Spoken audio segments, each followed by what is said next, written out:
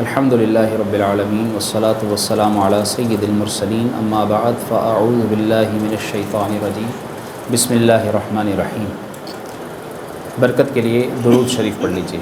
اللہم صلی علی سیدنا و مولانا محمد مبارک وسلم وصلی علیہ۔ جب بھی درود شریف پڑھیں تو نبی صلی اللہ علیہ وآلہ وسلم کو تصور کر کے، آپ کو یاد کر کے درود پاک پڑھا کریں، درود شریف پڑھا کریں، انشاءاللہ اس کی برکتیں نصیب ہوں گی۔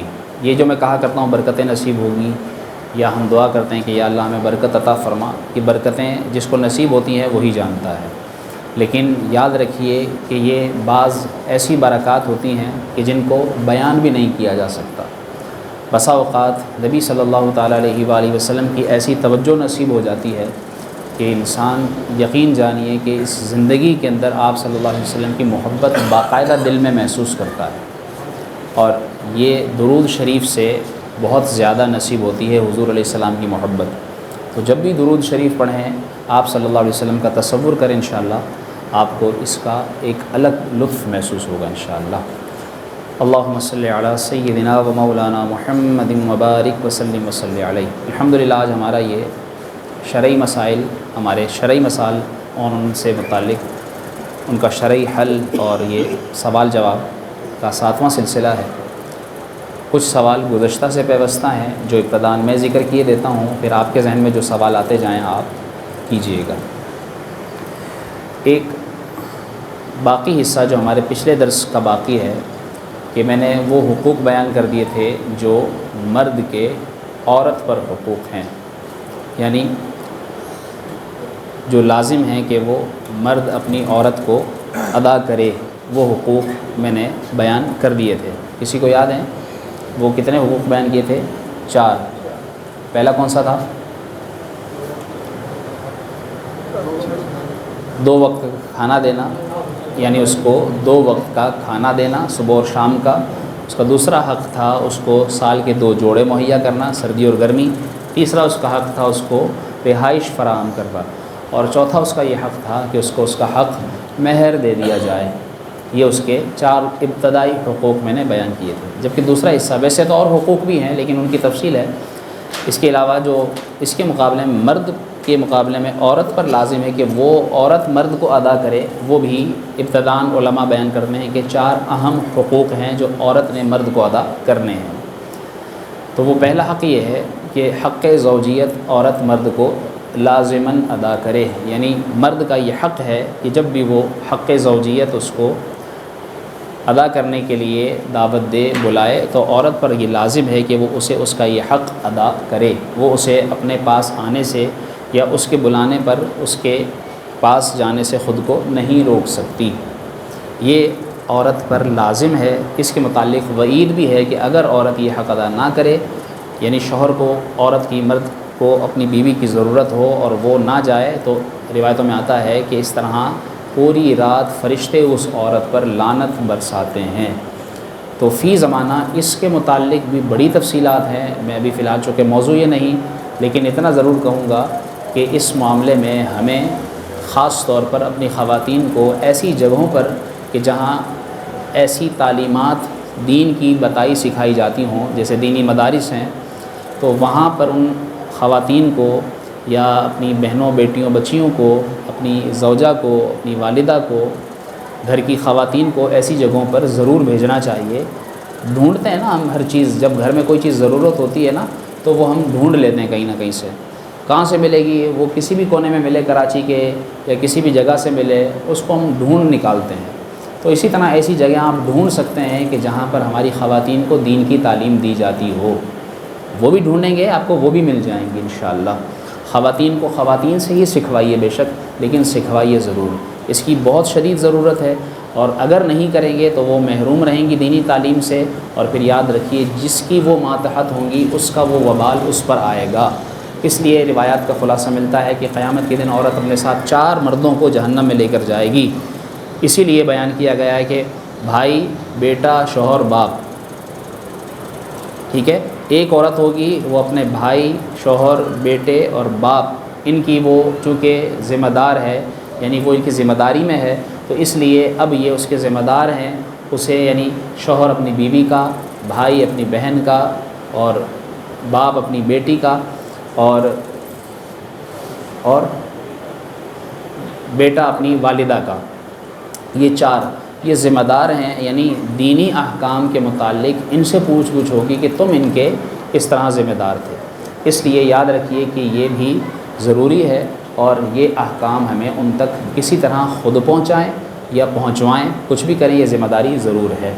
تو یہ حق ہے، حق زوجیت۔ نمبر 2 ہے عورت پر جو لازم ہے کہ وہ شوہر کا جو حق ادا کرے، کہ وہ شوہر کے پیچھے اپنی عفت، اپنی عزت کی حفاظت کرے، یعنی اپنی عزت پر آنچ نہ آنے دے، وہ معاذ اللہ نامحرم یا غیر محرم یا غیر پرائے مردوں سے کسی بھی طرح کا تعلق نہ رکھے۔ یہ بھی اس کے شوہر کا اس پر حق ہے کہ وہ اپنی عزت کی حفاظت کرے۔ تیسرا حق جو عورت پر لازم ہے وہ یہ کہ وہ اس کے بچوں کی پرورش کرنے کی ذمہ دار ہے، یعنی اگر اس کے ہاں اس سے اولاد ہوتی ہے تو وہ اپنے شوہر کی اولاد کی ذمہ دار ہے۔ شوہر ظاہر کمانے جائے گا تو اس کے پیچھے اس کی جو اولاد ہے، اس کی اولاد کی بھی پرورش کرنے کی وہ ذمہ دار ہے، یعنی اس کو دودھ پلانا ہے، جب تک دودھ پلانے کے زمانے میں تو دودھ پلائے گی، پھر اس کے بعد ان کی اچھی تربیت کرے گی۔ اچھی تربیت سے مراد ان کو کھانے پینے کے آداب، ان کو ناپاکی پاکی کے مسائل، صفائی ستھرائی، رہن سہن کے آداب، اوڑھنا پہننا، اٹھنا بیٹھنا، بیٹی ہے تو اس کو کھانا پکانا، یہ ساری چیزیں ان کی تربیت میں شامل ہیں۔ ماں کی یہ ذمہ داری بنتی ہے کہ وہ شوہر کی اولاد کی اس طرح سے تربیت کرے۔ اب شوہر کی اولاد میں اس لیے کہہ رہا ہوں کہ ایک تو اس کی اپنی اولاد جو اسی شوہر سے ہو، ایک تو وہ اس کی اپنی اولاد سگی اولاد کہلائے گی، ایک وہ کہ جو شوہر کی اولاد اس سے نہ ہو، بے شک کسی اور عورت سے ہو، تو وہ اس کے ان بچوں کی بھی ذمہ دار ہے۔ مثال کے طور پر مرد نے دوسری شادی کی تو اب یہ دوسری جو بیوی ہے اس پر اس شوہر کی اگر پہلی بیوی سے کوئی اولاد ہے تو اس اولاد کی بھی ذمہ داری اس پر ہے نکاح کرنے کے بعد۔ یہ نہ سمجھے کہ جو ہے وہ یعنی شوہر کا یہ حق ہے کہ وہ اس کی اولاد کی نگہبانی کرے، ٹھیک ہے۔ اب وہ بڑی تفصیلات ہیں، وہ آپ تفصیلی احکامات سیکھنے کے لیے یقیناً دین کا علم سیکھیے، عالم دین بننے کا کورس کیجیے، انشاءاللہ اس کے متعلق آگاہی دی جائے گی۔ اور چوتھا اور جو ضروری اور لازمی حق ہے وہ یہ کہ شوہر کے وہ مال کی حفاظت کرے۔ چوتھا یہ بھی حق ہے، اس کے پیچھے اس کا پیسہ ضائع نہ کرے، اڑاتی نہ پھرے، چوری نہ کرے یا کسی اور کو نہ لٹائے، بلکہ وہ اس کے پیچھے اس کے گھر، اس کے مال، اس کی چیزوں کی حفاظت کی ذمہ دار ہے۔ تو شوہر کے پیچھے اپنی عزت، اس کے مال، اس کے گھر کی، اس کے اولاد کی اور اس کے جو ہے وہ گھر بار کی حفاظت کرنا یہ اس پر ذمہ داری ہے۔ تو یہ شوہر کے ابتدائی وہ حقوق ہیں جو عورت پر لازم ہے کہ وہ اپنے شوہر کو ادا کرے گی، ٹھیک ہے۔ امید ہے سمجھ میں آ گیا ہوگا۔ درود شریف پڑھیے، اللہم صلی علی سیدنا و مولانا محمد مبارک وسلم وصلی علیہ۔ میں نے ایک سوال کیا تھا کہ کیا انسانی بالوں کی خرید و فروخت جائز ہے یا نہیں؟ کسی کو معلوم ہے؟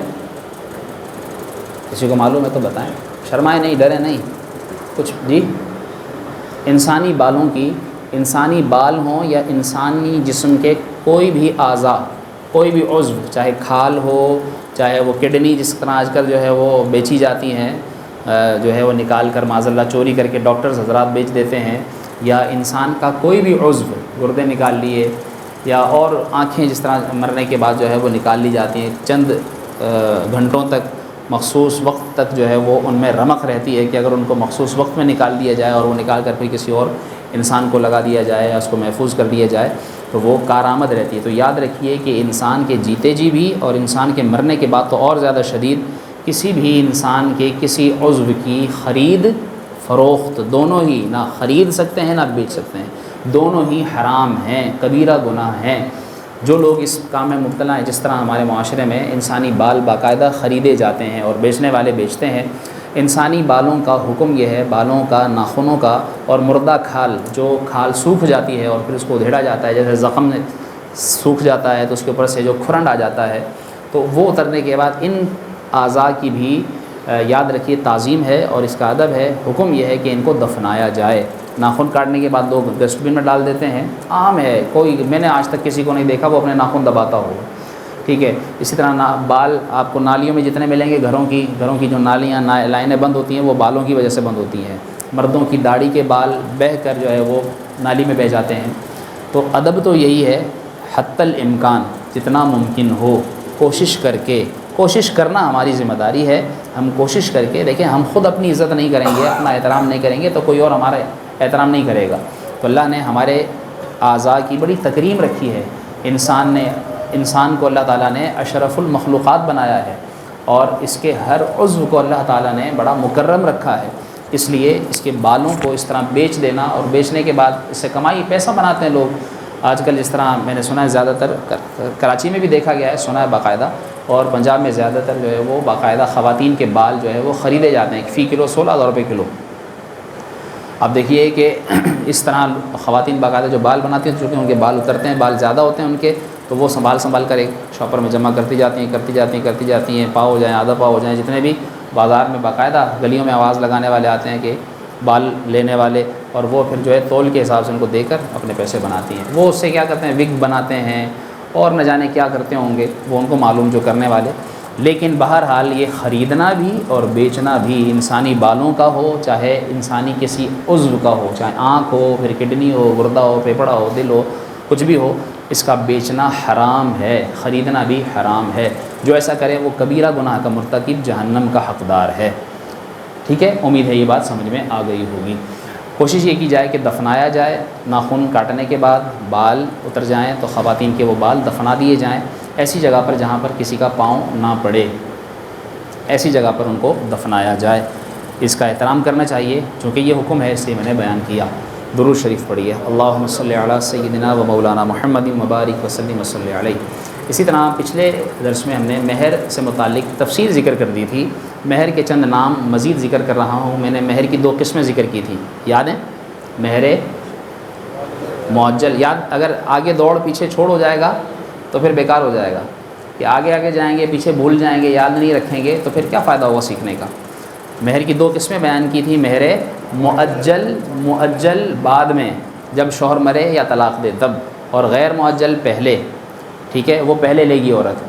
اسی طرح مہر کی مزید جو ہے وہ قسمیں ناموں کے اعتبار سے ہیں. سب سے پہلے مہر ہوتا ہے ویسے تو مہر مثل. مہر مثل کون سا مہر ہوتا ہے کہ جب مطلقاً مہر کا ذکر نہ ہی کیا گیا، یعنی نکاح کے وقت مہر ذکر ہی نہیں ہوا، بھائی کتنا لوگے، عورت نے کوئی مطالبہ نہیں کیا بھائی اتنا مہر مجھے چاہیے، مرد نے بھی نہیں کہا کہ میں اتنا دوں گا، یا قاضی نے بھی لکھنا بھول گیا، نہیں پوچھا کہ کتنا مہر ہے، اس نے بھی نہیں لکھا اور نکاح ہو گیا. تو بغیر مہر کے بھی نکاح ہو جاتا ہے یا نہیں؟ پہلا سوال یہ. ڈریں نہیں، بولیں، کچھ بھی ہو جاتا ہے. بغیر مہر کے نکاح ہو جائے گا، یا بغیر مہر کے نکاح ہونے سے مراد یہ کہ ذکر نہیں ہوا، ورنہ مہر ذکر جب نہیں ہوگا تو پھر انڈرسٹوڈ مہر تو ہوگا ہی ہوگا. اب وہ کیسا ہوگا، کتنا ہوگا، کون سا ہوگا، یہ اب سوال ہے. تو ایسی صورت میں جب مہر ذکر نہ ہو تو مہر مثل ہوگا. اب مہر مثل کیا ہے کہ اس لڑکی کے خاندان میں جو مہر رکھا جاتا ہے عموماً اس کے چچا کی بیٹیوں کو دیا گیا، اس کی خالہ کی، اس کی پھپھیوں کی، یا اس کی پھپھو کو، اس کی خالاؤں کو، خود اس کی ماں کو، اس کی بہنوں کو، جن کا اس کے خاندان میں نکاح ہوا ہو، تو ان کا وہ دیکھ لیں کہ کتنا عموماً مہر رکھتے ہیں. سب عموماً جو ہے وہ تقریباً ایک جیسا مہر رکھواتے ہیں، بھائی 50,000 رکھیں. جس طرح آج کل عموماً میں نے زیادہ تر جو میں نے نکاح پڑھا اس میں بھی یہ ہوتا ہے کہ وہ 50,000 نارمل آج کل چلتا ہے کہ جی 50,000، 25,000، 51,000، ٹھیک ہے، 20,000، 5,000. تو جس کے خاندان میں جو رائج ہو تو وہ اس کا پھر وہی مہر اس کو دینا ہوگا، اس شوہر کو. ٹھیک ہے، یہ مہر مثل کہلاتا ہے. کیا کہلاتا ہے؟ مثلی، یعنی اس جیسا، یعنی اس کی خاندان کی لڑکیوں، عورتوں جیسا. ایک ہوتا ہے مہر مسمہ. دوسرا مہر کیا ہے؟ مہر مسمہ. مہر مسمہ وہ ہے کہ جس کو ذکر کر دیا جائے تو وہ مہر مسمہ کہلاتا ہے. پھر وہ کم ہو یا زیادہ، جتنا بھی ذکر کر دیا، جتنا لکھوا دیا، اس کی کیفیت تو یہ ہوگی کہ وہ پہلے لے یا بعد میں لے، اس اعتبار سے تو وہ معجل غیر معجل. لیکن جو ذکر کر دیا تو ذکر کردہ مہر کو کہا جاتا ہے مہر مسمہ. ٹھیک ہے، مہر مسمہ. اور تیسرا بھی ایک مہر ہوتا ہے جس کو مہر منجم کہا جاتا ہے. مہر منجم یعنی اس میں اگر شوہر یہ اپنے نکاح کے وقت عورت سے یا ویسے قاضی سے لکھوا لے اور عورت اس کو قبول کر لے کہ جی میں یہ مہر ایک ساتھ نہیں دوں گا، تھوڑا تھوڑا کر کے دوں گا، قسطوں میں دوں گا، ٹھیک ہے، تو اس کو کہتے ہیں مہر منجم. مہر منجم. تو یہ مہر بھی جو ہے وہ اس طرح سے رکھا جا سکتا ہے. امید ہے یہ بھی آپ کو سمجھ میں آ گیا ہوگا. اسی طرح درود شریف پڑھیے. اللہم صلی علی سیدنا و مولانا محمد مبارک وسلم وصلی علیہ. قسم کی 3 قسمیں ہیں. کسی نے یہ بھی سوال کیا کہ قسم کب ٹوٹتی ہے، کب اس پر کفارہ ہوتا ہے، یا کون سی قسم قسم کی ہے اور اس کے کیا احکامات ہیں. یاد رکھیے کہ قسم کی 3 قسمیں ہیں.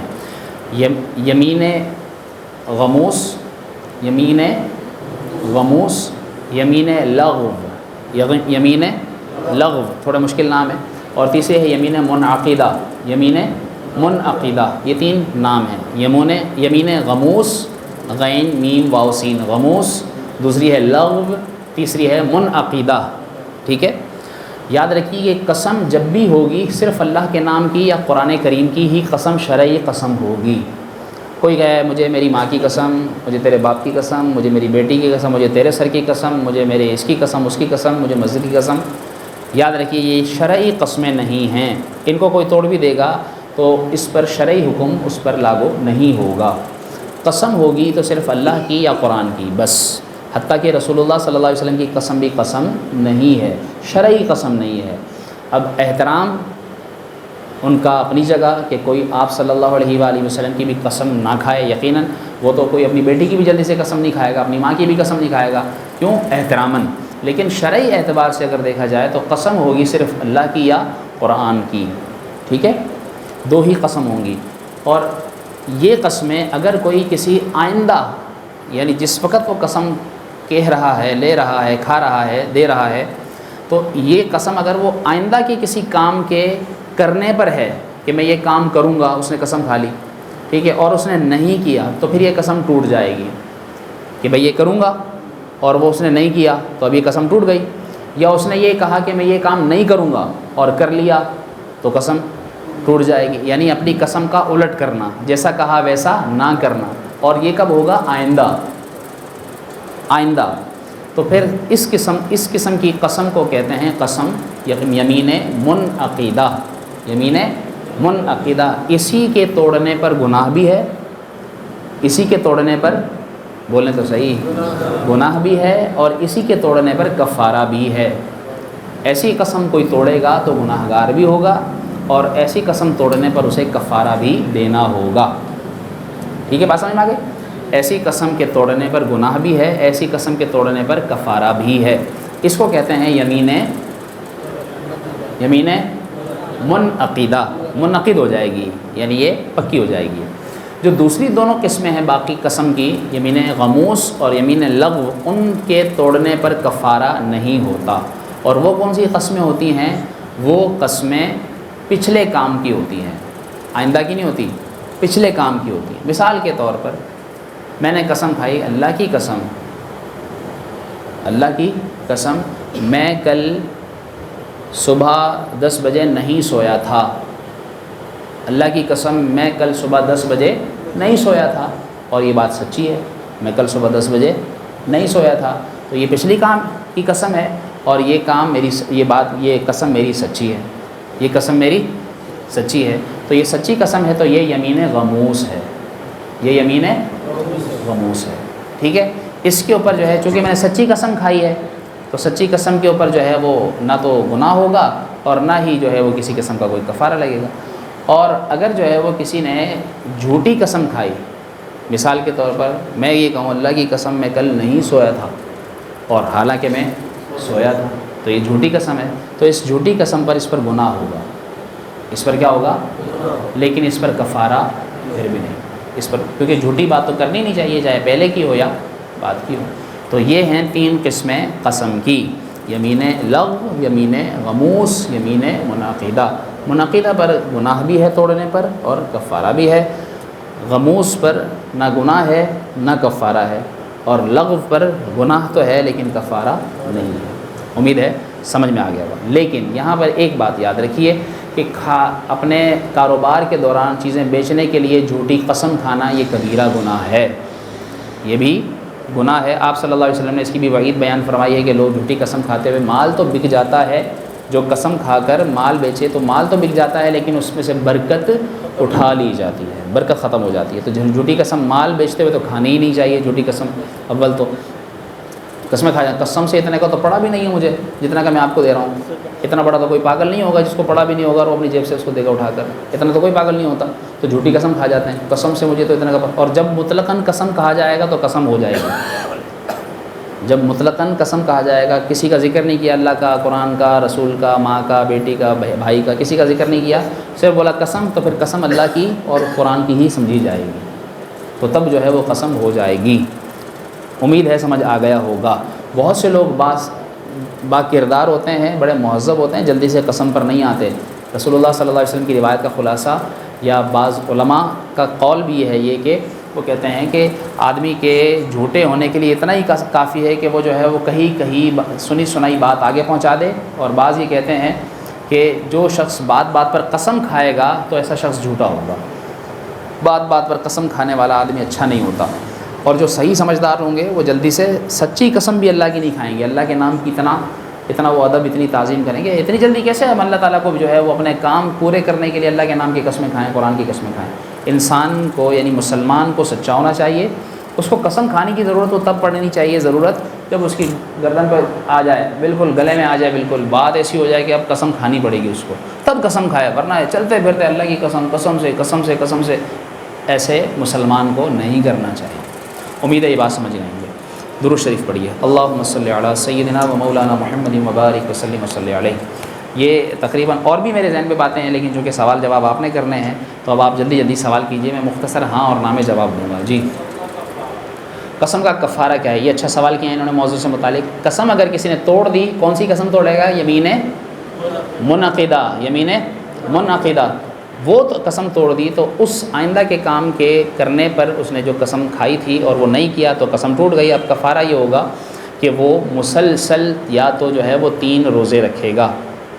یہ کب رکھے گا؟ اس سے پہلے یہ ہے کہ وہ 10 مسکینوں کو، 10 فقیر محتاج غریب لوگوں کو 10 کو 2 وقت کا کھانا کھلائے گا، صبح کا اور شام کا، کیونکہ اسلام میں 2 ہی کھانے ہیں، صبح یا شام۔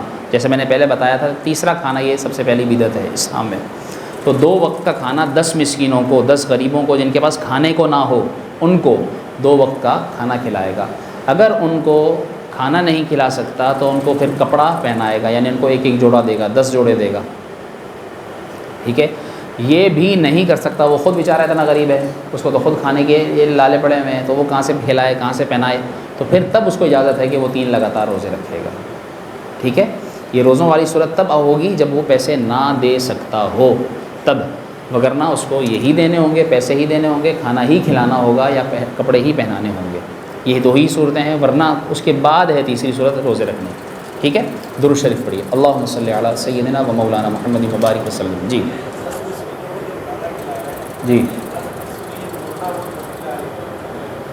زور سے بولیے گا۔ 10 مسکین ڈھونڈنا مشکل ہے، ملنا مشکل ہے۔ ہاں دیکھیں یہ بات نہیں ہے ملنا مشکل ہے، میں نے کہا نا جب ہم ڈھونڈنے نکلیں گے نا تو آپ کو اتنے ملیں گے کہ آپ حیران ہو جائیں گے۔ آپ میرے پاس آئیں، میں آپ کو اتنے مسکین غریب دکھاؤں کہ آپ حیران ہو جائیں گے۔ میں جہاں پہلے تھا وہاں پر لوگوں نے لاکھوں روپے مجھے لا کر دیا اور یہ کہتے تھے کہ یہ آپ اپنے مطابق، اور مجھے وہ لگتا تھا ٹائم ڈھونڈنے میں، لیکن جب ڈھونڈنے نکلتے تھے تو اتنے ملتے تھے کہ آپ جا کر سیلانی میں دیکھیں لائنیں لگی پڑی ہیں، ٹھیک ہے، وہاں جا کر دیکھیے لائنیں لگی ہوئی ہیں لوگ، اور ذرا ایک دفعہ نکل کر دیکھیے۔ کہتے ہیں نا جب اپنی فیلڈ کے لیے انسان نکلتا ہے نا، جب آپ دودھ لینے نکلیں گے نا تو آپ کو ہر طرف دودھ کی دکانیں نظر آئیں گی، صحیح بات بتا رہا ہوں، اور کوئی دوسری دکان نظر نہیں آئے گی۔ اور جب آپ پانی لینے نکلیں گے تو آپ کو پانی کی دکانیں نظر آئیں گی۔ یہ بڑی تجربے والی مثال بتا رہا ہوں میں آپ کو، کہ جب انسان اپنے مطلب کی چیز ڈھونڈنے نکلتا ہے نا تو پھر وہی دیکھتا ہے اور اس کو پھر وہی نظر آتا ہے سارا۔ اسی طریقے سے جب ہم غریب ڈھونڈنے نکلیں گے نا تو آپ کو بڑے غریب نظر آئیں گے، اور جب جو ہے وہ آپ ایسے ہی گزر جائیں گے تو آپ کو ارے ماشاء اللہ سارے کھاتے پیتے ہیں، حالانکہ ایسا نہیں ہے۔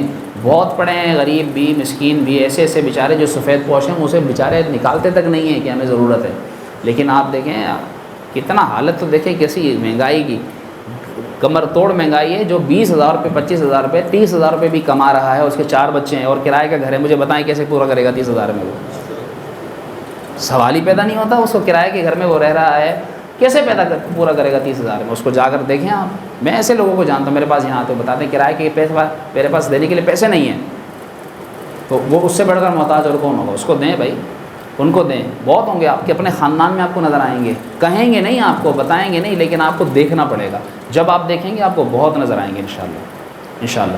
درود شریف پڑھیے، اللہم صلی علی سیدنا و مولانا محمد مبارک وسلم وصلی علیہ۔ 5 منٹ اور ہیں جلدی سے۔ جو بال جو ٹائی کاٹ کے بیچ رہے ہیں، ملاقات دیکھیں میں نے کہا نا جب بیچنا خریدنا ہے تو یہ حرام ہے، اب جو نائی بیچ رہے ہیں تو ظاہر سی بات ہے وہ بھی گناہ کر رہے ہیں، یہ ناجائز ہے اس طرح بیچنا۔ اچھی بات کی انہوں نے پوچھی ہے بات تو یہ ہے کہ اصل ہے ان کو کھانا کھلانا. قرآن کریم کی آیت پڑھ دیتا ہوں 7ویں پارے کے پہلے ہی پیج پر وہ آپ کو آیت نظر آ جائے گی. میں آپ کو پوری پڑھ کر سنا دیتا ہوں چلیں تاکہ یہ ریکارڈ میں بھی آ جائے. اللہ تعالیٰ نے قرآن مجید کے اندر سورہ مائدہ میں ارشاد فرمایا لا یؤاخذکم اللہ باللغو فی ایمانکم. اللہ تعالیٰ تمہاری لغو قسموں پر تمہاری پکڑ نہیں فرماتا. ولکن یؤاخذکم بما عقدتم الایمان. لیکن جو تم پختہ کر دو گے اپنی قسم اس پر تمہاری پکڑ فرمائے گا. اور وہ کون سی قسم میں نے بتائی آپ کو؟ یمین منعقدہ. تو لغو کا بھی اس میں ذکر آ گیا اور منعقدہ کا بھی ذکر آ گیا. غموس کو علماء نے بیان فرمایا. فکفارتہ باقاعدہ یہ الفاظ ہیں قرآن کریم کے. بس اس کا کفارہ ہے اطعام 10 مساکین من اوسط ما تطعمون اہلیکم. دیکھیں قرآن نے یہ بھی بیان کر دیا کہ 10 مسکینوں کو کھانا کھلانا ہے. اور وہ کھانا بھی کون سا جو تم اپنے گھر والوں کو کھلاتے ہو. اب کوئی مسکین بولے بھائی میں نے تو جو ہے نا وہ چیزی برگر کھانا ہے تو یہ اس کو آپ نہیں کھلائیں گے جا کر, صحیح ہے. اور ایک بولے میرے کو کڑھائی کھانی ہے, ٹھیک ہے, تو ایسا نہیں ہے. ما تطعمون اہلیکم جو تم اپنے گھر میں کھاتے ہو ویسا کھانا. آپ کے گھر میں آج دال پکی ہے تو اس کے حساب سے آج ان کو کھلا دو. آپ کے گھر میں کل گوشت پکے گا تو اس کے حساب سے آج کھلاؤ 10 کو آپ, اس حساب سے. تو وہی کھانا ان 10 کو کہتے. پہلے اس میں چونکہ کھلانے کا ذکر آیا, اور کھلانا یقین جانیے بڑی عبادت ہے, بہت بڑی عبادت ہے. رسول اللہ صلی اللہ تعالیٰ علیہ وسلم کے پاس بھی یہ اطعام, آپ صلی اللہ علیہ وسلم نے کیا فرمایا کہ تم اطعموا الطعام وافشوا السلام, کھانا کھلایا کرو اور سلام کو عام کیا کرو.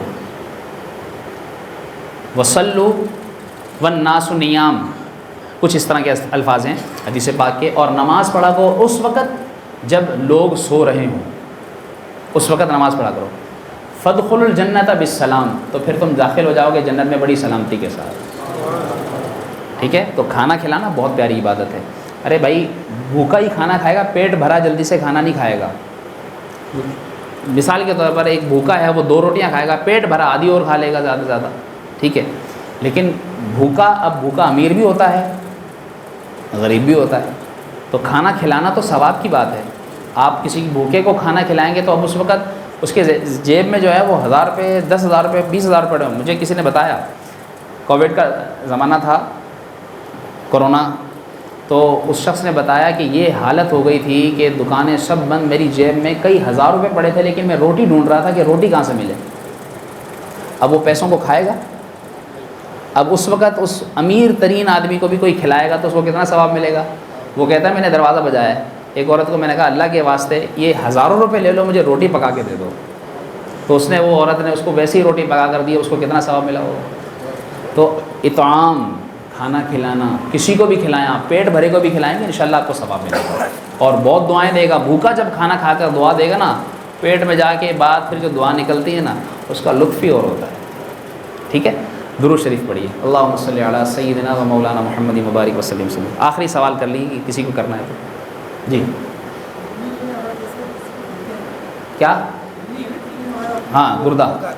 جی دیکھیں بہت اچھا انہوں نے موضوع سے متعلق کہ ایک تو ہے خریدنا بیچنا اور ایک ہے ڈونیٹ کرنا, ٹھیک ہے, عطیہ کرنا کسی کو. تو خریدنا بیچنے میں تو چونکہ جو ہے وہ کمائی آ جاتی ہے, وہ تو ناجائز حرام ہو گئی. اب ایک آ گیا ویسے ہی اللہ واسطے دے دینا کسی کو, کسی غریب کو. جیسے کوئی بڑا بھائی چھوٹے بھائی کو, پچھلے دنوں ایک جنازہ ہوا تھا, اس میں بھی یہ پتہ چلا تھا کہ بڑے بھائی نے چھوٹے بھائی کو اپنا گردہ دیا تھا, یا اور کسی کو ضرورت پڑ جائے. اسی طرح خون دینے والا معاملہ آ گیا, اس میں شامل ہو گیا کہ خون بلڈ دینا. تو یاد رکھیے کہ اگر جان پر بن آئی ہے کسی کی جان پر بن آئی ہے کہ اگر آپ نہیں دیں گے اس کی کیونکہ جان بچانا سب سے بڑا فرض ہے. تو اگر جان بچانے کے لیے انسان کو ایسا کام کرنا پڑے کہ جس میں اس کی بھی جان بچ جائے اور دوسرے کی بھی جان بچ جائے, تو پھر ایسی صورت میں اس کو وہ کام کرنے کی اجازت ہے. ایسی صورت میں اگر اس کو مثال کے طور پر اب وہ نہیں دے رہا, وہ نہیں دے سکتا, وہ خود بوڑھا ہے, مثال کے طور پر بوڑھا باپ ہے اور بیٹے کو ضرورت پڑ گئی, ٹھیک ہے, اب وہ خود دے تو ابا بھی چلا جائے گا. تو اب کیا کرے وہ, اب وہ اس کو کہہ رہے ہیں بھائی اس بیٹے کو کہاں سے دے رہا ہوں, کوئی اور کسی اور کو. اتنی جلدی سے جب باپ نہیں دے پا رہا تو آج کل تو آپ کو پتہ ہے اتنا نفس نفسی کا دور ہے, ہو سکتا ہے دوسرا بھائی بھی نہ دے, ماں بھی نہ دے, ہو سکتا ہے کوئی اور نہ دینے کو تیار ہو, پڑوسی کوئی دوست کام نہ. اب کیا کرے, اب یہ خریدنے پر مجبور ہو جائے گا. اب کیا کرے گا, خریدنے پر مجبور ہو جائے گا نا. تو ایسی صورت میں اس کو خریدنے کی بھی اجازت ہو جائے گی. ویسے خریدنا حرام, ٹھیک ہے, لیکن چونکہ جان بچانے پر آ گئی تو ایسی صورت میں چونکہ اس وقت حرج ہے اور ہمارے دین کا یہ حسن ہے کہ اس میں اللہ نے بڑی لچک رکھی ہے، بڑی رخصت رکھی ہے، تو اس وقت صرف اسی کے لیے، اسی خاص وقت کے لیے اس چیز کی اجازت ہوگی کہ وہ خرید کر بھی اس بیٹے کی جان بچائے گا.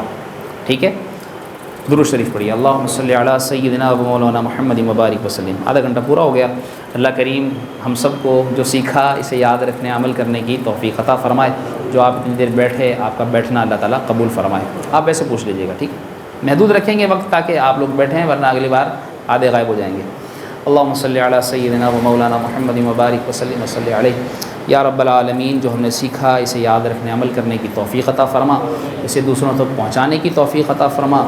یا اللہ ہمارے علم میں اضافہ فرما. یا اللہ ہمیں علم پر عمل کی توفیق عطا فرما. الہ العالمین، یا اللہ ہمیں دوسروں کو دعوت دے کر اس سلسلے میں شرکت کروانے کی توفیق عطا فرما. یا رب العالمین، اس مسجد کو دین کے علم سے آباد رکھنے، نمازوں سے آباد رکھنے کی توفیق عطا فرما. الہ العالمین، اپنے عطیات دے کر بھی اس مسجد کے تعمیراتی کاموں میں حصہ لینے کی توفیق عطا فرما. جو ہمارے لیے بہتر ہو بن مانگے عطا فرما. وصلی اللہ تعالی علی خیر خلقہ محمد وعلی آلہ وصحبہ اجمعین برحمتک یا ارحم الراحمین.